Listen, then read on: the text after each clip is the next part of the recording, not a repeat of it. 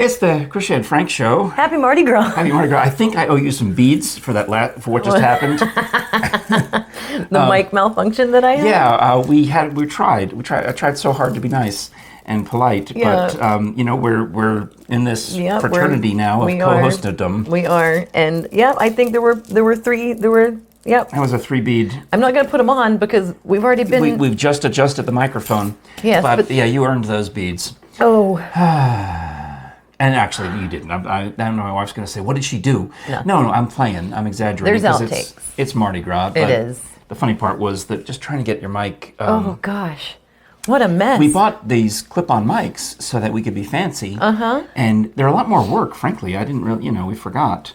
Yeah. There's just more involved. Well, you have to think of your wardrobe, and like when you're wearing a T-shirt, it doesn't. It's not right. And which way does the alligator clip point? Right. Because for my shirts, it almost always goes this way, but we just went through a whole ordeal. So when we put the mics away, I don't necessarily look to make sure I got the right one. I might have the one where the clip goes the girl way, but then Right. Hi. It's the Krisha and Frank show on YouTube and on all the audio podcasting apps. Yeah, and you can find everything about us, including our merch, at krishaandfrank.com. Yeah, and if you want to hear more audio entertainment, don't forget audible.com. Oh, yeah. We've got the Audible trial deal. Go to audibletrial.com/KrishaandFrank, where you can get a 30-day free trial of Audible and then continue paying on day 31 if you wish.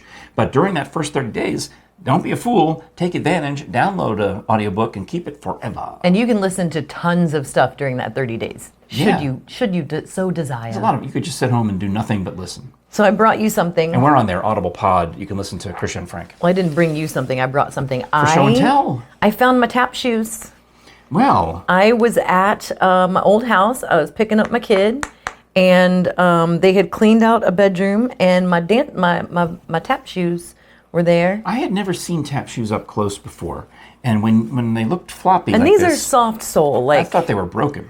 Well, and there's hard sole, like hard tap shoes as well, but these are soft sole. They're not soft shoe; they're just soft sole. Yeah. I prefer these because I get more flexibility in my foot in them. Okay.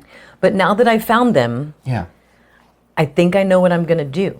You're gonna tap dance. Do you remember with the episode we talked about my neighbors having a really loud till 2:00 in the morning party? Oh. And have since not really given 2 cares about it. You were worried about even sharing the link to that episode on Facebook because I'm you were Facebook worried friends with that them. they would see it. And what happened? Nothing, probably. Nothing, right? not a thing. And they've done it again since then. Oh, come on. Is it a weekday, weeknight, weekend? This was a weeknight, and it wasn't as late, but it was still as loud. And I was actually talking to the person who used to live there and said, oh yeah, when they play music, they play music. So what I think I'm going to do... With no consideration... What I think I'm going to do, you know those days that I wake up at like 4 o'clock in the morning and I can't go back to sleep? And by that you mean every... No, actually, I've been sleeping really well lately. Right. Okay. I made some changes in my life. You also were house sitting for a while. I was, but I've made some changes in my life. Yeah. And those physical changes have helped my sleep. And I've been sleeping. Good. I slept for 9 hours the other day. Ooh. Yeah, like straight. Ooh. And straight. That's good. Yeah, but you know those days that I wake up 3, 4 o'clock in the morning? You'll practice your tap. My front porch is a great place. There's stairs. I can practice my upsy downsies. See, to me, tap dancing is some sort of magical, mysterious sorcery because it looks fake to me, but I don't understand how it works because I didn't realize until I saw those in real life. I always thought the tap shoes must have some extra loose piece Clogs of metal. do. Oh, maybe that's what I was thinking of. Yeah, clogs do. When you clog, it's actually 2 pieces. See, I thought that was all right. I guess I thought all tap shoes had that. Which I'll be darned. I guess clogging's coming back into my life now, isn't it? What do you mean back into your life? Well, I mean... Are you a former clogger? No, but I guess I'm going to be around clogging a little more. How? My new adventure, my new old adventure, my old lady adventure, my new old lady adventure. Did you tell me about this and I can't remember? Yes, it happened when we were on our way to Gatlinburg the other day. Yeah. Yeah. I can't talk about it yet. There's clogging involved. No, there's lots of clogging involved. Now I understand. All right, well, we'll talk about that when the time is right. Yeah. For that clogging bit. I'm sorry, I thought you knew I wouldn't say anything. No, I didn't realize that that's what clogging meant. Yes. Because when I thought about clogging, I thought about our friend Amanda Marr, who is is in charge of the Sevierville Chamber of Commerce. Or not, she's in charge of it. She's the marketing person. She and Carol McMahon are our contacts over there. And her husband is a filmmaker, Shane Marr. So for whatever reason, he dug up some old VHS tapes of Amanda as a young lady clogging on the TV show Club Dance. I don't know. Anyway, there was some TV show, I-40 Clog Time. There was some show that I think it was Archie Campbell's son, Phil Campbell, hosted. And he would have these young women, these groups, these teams of cloggers come on, in addition to all the other country line dances. Right. And Amanda was like the star of this group. She was quite the cloggette. And the other thing I was curious about with the tap dancing was, it made me think of the Nicholas brothers from the movie Stormy Weather. Well, I'll show it. You've probably seen this, but Fayard and his brother, I don't even remember Fayard's name. Yes, I Yeah, they go up and down the stairs. Yes. Right, and they're just those amazing dance group. Because I got to be the grand marshal of a parade one time at Burbank on Parade, and I'm the grand marshal. Was it a Mardi Gras parade? Insane. No, it was in the spring. Okay. But Fayard was in the parade as a celebrity. So at the end, we're hanging out together, and I'm like, yeah, you're the dancing. You and your brother did that dancing in the thing. I just remembered I have to put these on because it is Mardi Gras today. Oh yeah. You said you were going to wear your regular glasses, and I did nothing. I'm like, yep, okay. Yeah, fine. I'm having to take a contact break, Now, you probably those are sunglasses, or I mean, they're just decorative glasses. Decorative. They look wild. They look simply wild, Batman. Because do you need reading glasses? Or, No. I'm worried. I was worried about my eyes because I was trying to read this book that Megan sent me in bed last night. And was this the 7 Habits of Highly Effective People? And I couldn't see it, so I got a flashlight. And I shined this bright flashlight on it, and all of a sudden I could see again. I realized that my problem is low light. I just couldn't. Do you have tiny pupils. a clip-on? You need just a little reading light where you clip it onto the book. That's what I need. So I'll have to get something like that. Jerry probably has one. I was going to say. I've already promised that I'm going to read this fellow's book when it comes out, because apparently I might be in it. Okay. And that's 2 books now that I've... What do you mean, apparently you might be in it? You know you're going to be in this book unless you get edited out. Right, I could easily get edited out. I got to take these off. It's kind of making me cross-eyed. Oh, see, I don't want to be cross-eyed. Fabulous. You're so pretty. You know what I need is that... Stop looking at yourself. Look at them. My nose is big enough that I don't need a Groucho nose. I already have the nose or mustache. Oh my! It looks like it. Doesn't it look like one of those... No, you look like you're on the birdcage. It's fabulous. Oh, hello. And now we both got glitter on our faces. Was it Robin Williams in the birdcage? Yes. Yeah. Nathan Lane, Robin Williams. Yeah, there you go. Gene Hackman? Yeah. So, how's that? 2 people, yeah, cousin it. 2 people have interviewed me at least for their upcoming books because they can't remember enough about their own life that they need to ask me about. I'm being interviewed for their biographies. They're autobiographies. Okay, right. They're writing a book about their life. You know them. You were in their life. Somehow. Well, one of them is Kevin from the Kevin and Bean show at KROQ. Okay. He's writing a book, and he has got 30 years of memories of this radio show. And someone says to him, well, what about the time that we fired the pumpkins through the air at the Smashing Pumpkins concert? Sorry, Oingo Boingo concert. Oingo Boingo. And we almost killed this guy named Jay. We called him Lightning on the show. And Kevin's like, yeah, I don't remember. So they're like, well, you better call Frank. He'll know. So he interviews me. I like that you're a Better Call Frank. It's like Better Call Saul for memories. And then he's like, what about the time, and first time he called me, he said, we did this boxing match with Jimmy Kimmel, and Jimmy won't talk about it because, it would ruin his image. Because Jimmy was a shock jock. He was outrageous. Right. And he said and did things on the radio that now would get him canceled. Yeah, So he doesn't want to talk about it. It's not really a secret how he became famous. Right, but he not denied, but... Excuse you. But said he didn't want to be interviewed for the book on that particular scenario. So I had to fill in and say, well, here's what I did. We had Pat O'Brien, we had John Wayne Bobbitt, we had some sportscaster from Channel 9, and we had a boxing ring. And he's like, how did you find a place? So I take him through the process of how we did this boxing match on the radio.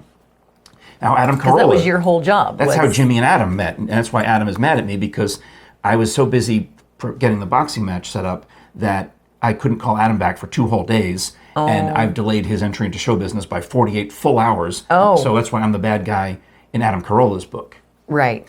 Anyway, so next book. So that's one book. Okay, Now, that's one book. Then I get another call. I get a message from somebody saying that the head of MS Communications, the CEO, the founder of MS Communications, Mr. Jeff Smulyan, is writing a book. Okay. Oh, that's nice. I'd probably be kind of mildly interested in that. Right. But then the message comes to me, can he call you? Can Jeff call you? Can we give him your number? I'm like, yeah, Sure. I used to work for him. I still have some stock. Right. I loved working for that company. And he wanted to know some of the behind-the-scenes dirt about the Don and Mike show and the Jay Thomas show. So you're in every radio history book from this point forward, apparently. Well, that's 2.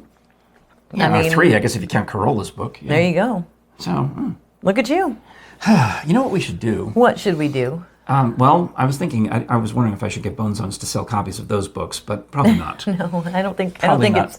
it's topic heavy, but bonezones.com, don't forget the S. It's not just Dr. Bass who does some really cool stuff. That's true. When I do finally write a book, Bone Zones will sell autographed copies of it. I'm I sure. just got to actually write the darn thing. I'm sure. But another great forensics criminalist, analyst, the fingerprint expert, Art Bohannon. Yeah, and how I remember Art Bohannon is when we went to the Alcatraz East.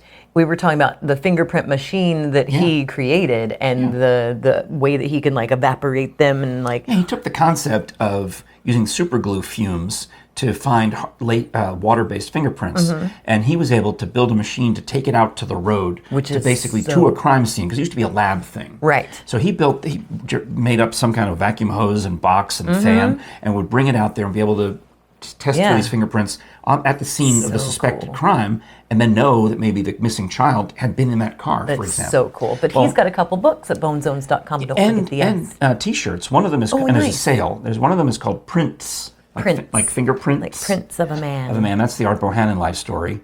And then he also wrote one called Watauga, which is one of his ancestors' stories, Henry Bohannon. And spelled the same way as my maiden name, so I wonder. It wouldn't surprise me. And he's, in the whole Sevier County, and he lives in Jefferson County now, but the whole interlace. So you can get the Prince of a Man book and one of the T-shirts for $30, or you can get the Watauga book and a T-shirt for a bonus $30. They're trying to clear that inventory. Nice. Because you know why? Art has written more books. Oh, cool. So they got to get these ones out. And you can also get all sorts of cool Bone Zones, like these tumblers and all that at bonezones.com. Don't forget the S. All right. So cheers to y'all. Well, it is Mardi Gras. Which means Fat Tuesday. Mardi is Tuesday. Fat and Tuesday. Gras is fat.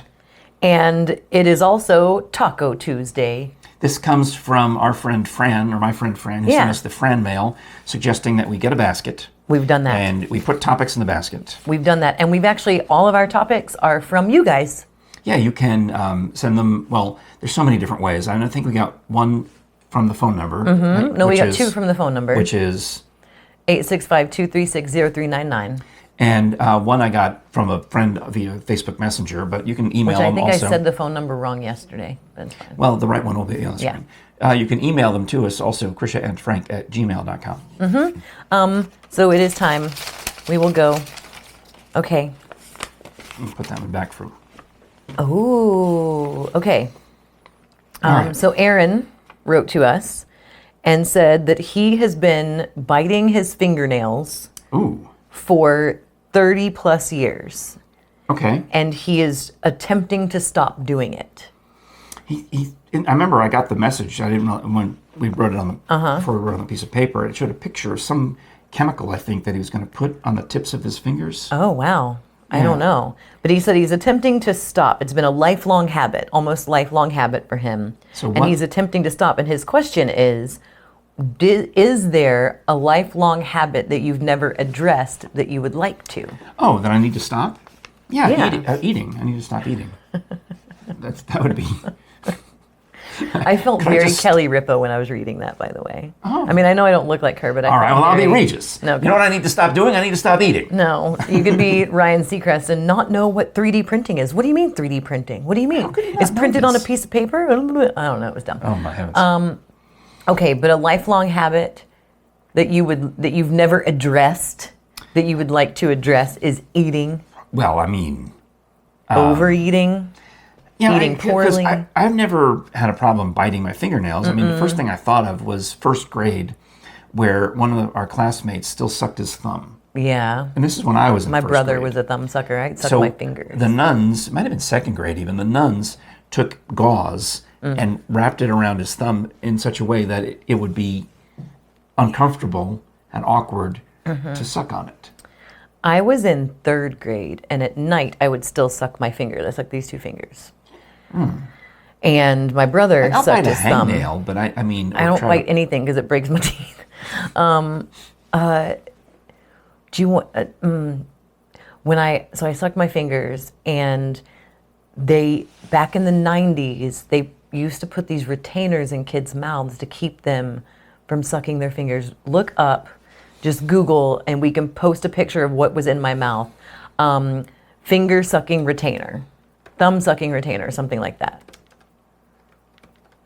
All right, let's see what happens. And look at images. Was it like Scroll this down. thing that Scroll, goes on? no, scroll down. It was. Oh, it looks like fangs. It was looks like, this, Oh, except my version, where like this was what I had, except mine that had prongs. like this one. Yes. Okay. So it was pointy. So you would. Oh, it's like a barbed wire fence in your mouth. So here's what it looked like. Oh, Yeah. And because I was so crafty, I every night would lay there yeah. and I would bend the middle metal piece out. And it took me about a week when they put this in my mouth that I could still fit my two fingers between the two. Did it stay in there 24 hours a day? Oh yeah, it didn't come out. It was like in your mouth. Oh, that's bad. When they went to put it in my mouth, they showed it to me, and it looked like some medieval contraption, It and I still was looks- terrified. Yes. I was in like second or third grade, and I No. remember I threw the fake plant across the room trying to hide behind it, and I just threw the fake plant across the room trying to get out of the room. Oh.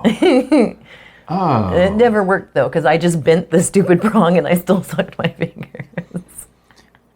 So we've gone from biting your fingernails to medieval torture. Apparently, That's really. I mean, why would they?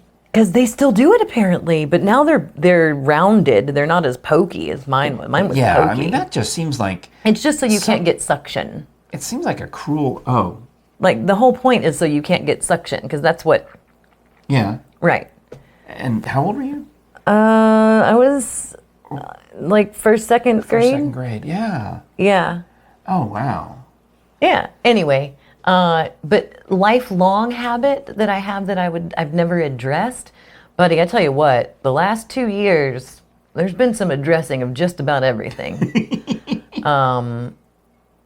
So I can't think of like I don't bite my nails. But I mean, we can talk about any. It doesn't have to be us. It's not, Right. He's not asking us to necessarily be knowledgeable on I the used to topic. smoke. Yeah. I quit smoking, and I went without a vape for a long time, and then I picked it back up again.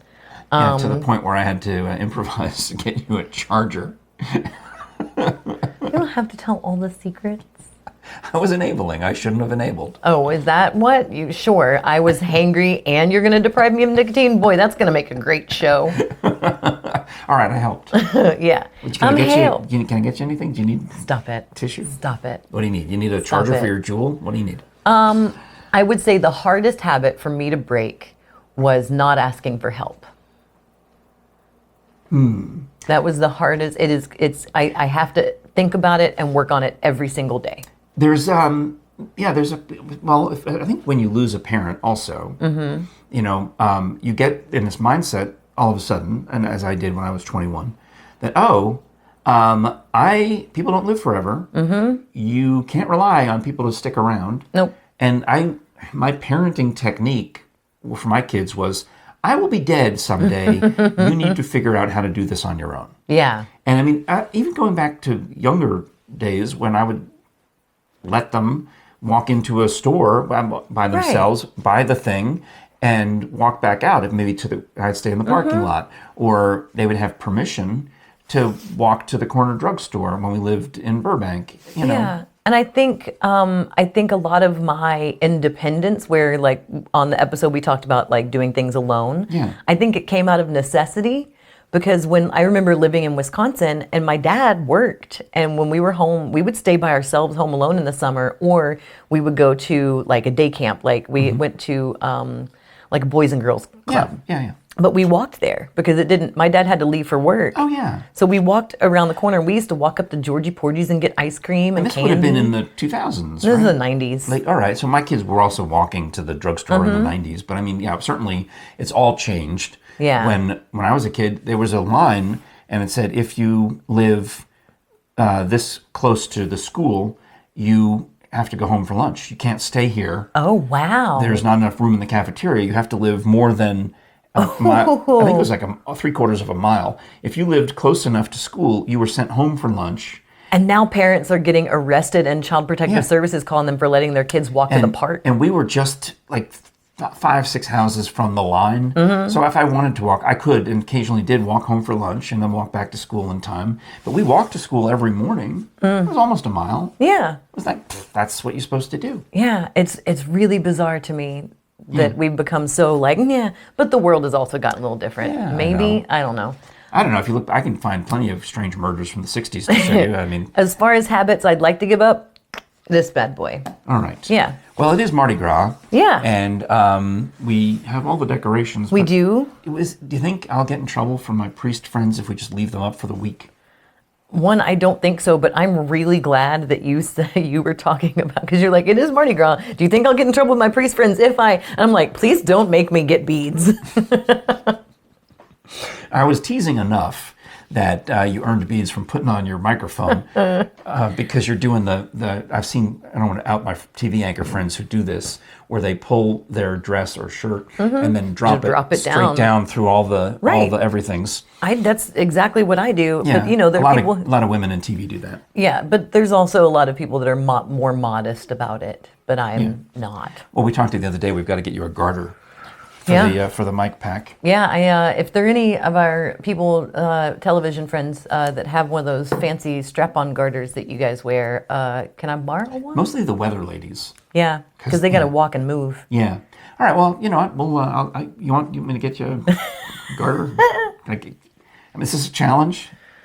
Whatever you want. We've become the Godfather. I'm just saying. What do you want? What do you need? Do you need me to fix this problem, Uncle Frank will get it for you. Or would you like to work on it yourself? Hey, what do you need? What do you need? Uncle Frank will get it for you. Just tell Uncle Frank what you need. What do you need? Get it. Yes. Am I working on it, or are you working on it? We'll figure it out. All right.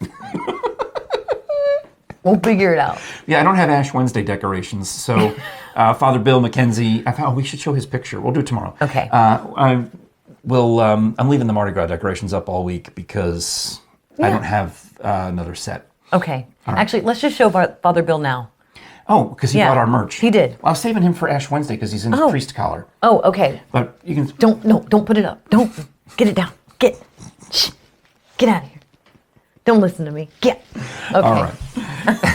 We'll be back with another Krisha and Frank show tomorrow. Thanks so much for buying our merch. Thanks so much for subscribing to us on YouTube as we crawl ever so closer to 500 subscribers on YouTube. I'm telling you. Tomorrow. Let's reveal tomorrow the plan. Let's do it. All right. I'm all pointy.